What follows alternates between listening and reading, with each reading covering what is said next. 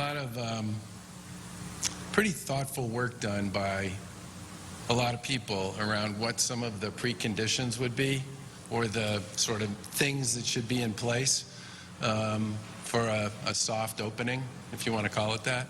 I don't think anybody thinks you can just flip the switch at any point in the not too distant future, given the fact that the surge is actually not the same everywhere. It's a wave that's going to play out across the country at different points in time.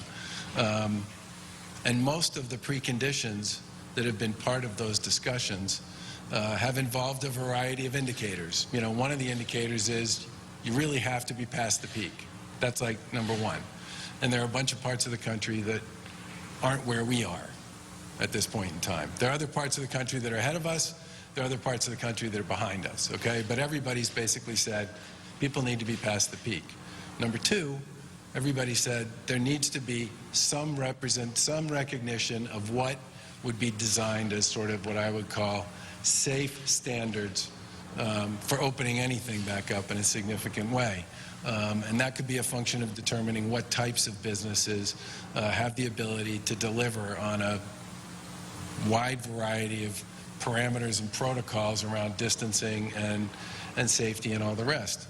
A third precondition that people have talked about is you have to get to the point where the spread is growing at less than or around 1 to 1, right? As it was growing, the spread was growing at sort of one person represents 4 more. And that was pretty much why we did all the stuff we did to put the Commonwealth and much of the rest of the country into sort of a self-induced coma, so that we could actually take down the rapid nature of the spread that was occurring. Which means almost everybody who talks about this says there has to be a ton of testing going on. We've been doing a lot of testing. We're a top 10 tester on a per capita basis, but if you were to say to any of us up here, are we doing enough testing? We would say no. And if you talk to most other states, they would say the same thing.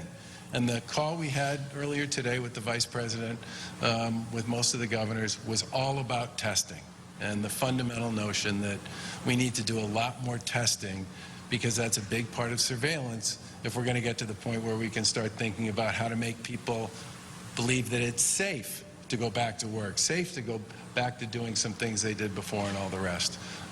So I think there's a sort of growing sense about what things need to be part of any process to sort of turn the corner here.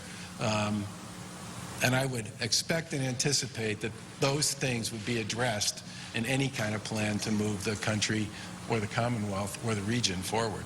But Governor, are you concerned that the President might in some way trump you, so to speak, on making this decision on when to reopen the state of Massachusetts? Well, like I said, the call we had today with the Vice President and his team was all about testing, which says to me that they get the fact that we need to do a lot more testing, a lot more quickly, for surveillance purposes, if nothing else.